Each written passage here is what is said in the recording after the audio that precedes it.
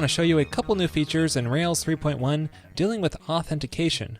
Now we have this page right here where Gandalf is asking, is it secret? Is it safe? And the answer is no, because this page right here is accessible to anyone who has knowledge of the URL. So we want to add some authorization here to ensure that only certain users can access this page, and for that we need some authentication. Now the simplest way is just through some quick HTTP basic, which Rails 3.1 gives us a new way to do this. So all you have to do is go into your controller and add a quick call to a class method, HTTP basic authenticate with. And then you can pass in a name such as Frodo and a password. We'll give it the ring. And you can also pass in only and accept options to restrict which actions it applies to, but this will apply to every action in this controller, including our little secret page. Now you'll probably want to move the name and password into some kind of external config so it's not floating around in your source code. So now when I try to visit that secret page, I get a login dialog and I can just type in my username and password here, and then there I go, I access the site. I think HTTP Basic is a little underutilized because it's so quick and easy to add. Just whenever you need something private, just consider using it. Especially in Rails 3.1, it's even easier. But sometimes you do need a full user authentication system with multiple users, and to help with that, Rails 3.1 gives us a secure password. Now I'm a fan of creating authentication from scratch like I showed you in episode number 250, and Rails 3.1 makes this quite a bit easier. I'll go through it quickly here. So the first thing to do is to generate a user model, and we'll give it an email address. And we'll need to store the password in here as well. And the important thing is to make a column called password digest, and Rails 3.1 will use this. So the name is important, but you can customize it. And then we'll migrate the database.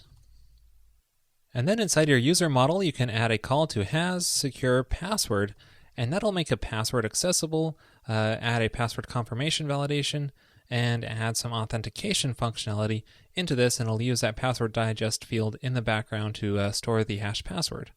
Now you'll likely want to add a validates presence of validation as well on the password field when you're creating the password, and that's about it as far as the password goes. Of course you'll want to validate the email address too, but I won't get into that here.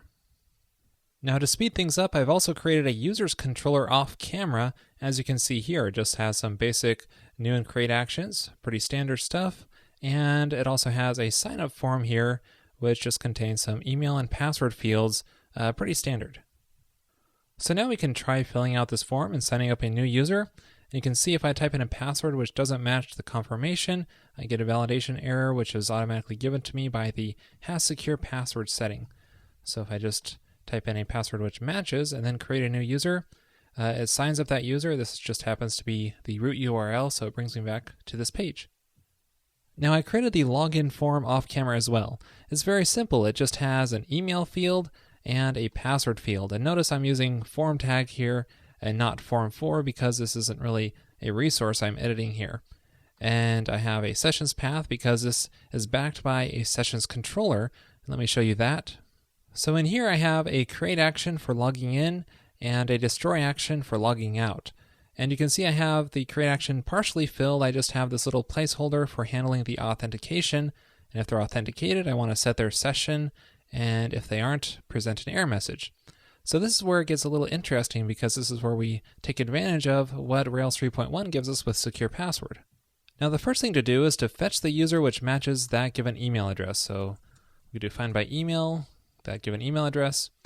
And then we can authenticate it using this method called authenticate, which has secure password gives you. It's an instance method, and then just pass in the password as an argument into this, and it will return true or false depending on if the password matches the digest in the database.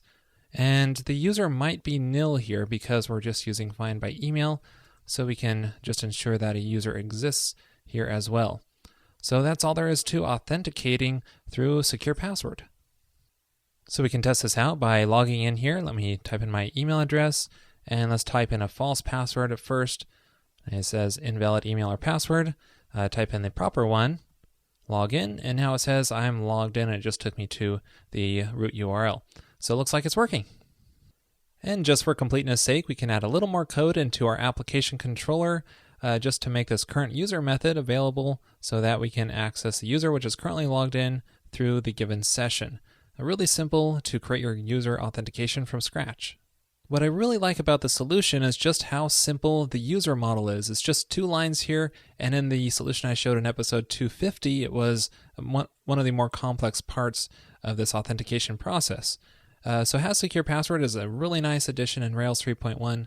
One solution we probably should add here to our user model, though, is an attribute accessible call just to ensure only those attributes are settable through the user registration form. And that's pretty much it. Some quick authentication from scratch. Now, if you're handling authentication, you likely don't want to be sending your users' passwords over the wire in plain text, so it's a good idea to use SSL and switch over to HTTPS. But you always had to do this manually or use some kind of plugin before, but Rails 3.1 brings us a nicer way to do this. So all you have to do is go to any controller that you want to protect and add a call to force SSL as a class method here in your controller. And you can do this in specific controllers. We could just add this to the users controller and the sessions controller, and you can add only and except options as well, like any before filter. Now with this on there, it'll only affect production and testing environments, not development. So I've rebooted my server in production environment, and now when I hit reload on this page here, you can see that it redirects to the SSL version, HTTPS, and server doesn't respond to that, but it is working here.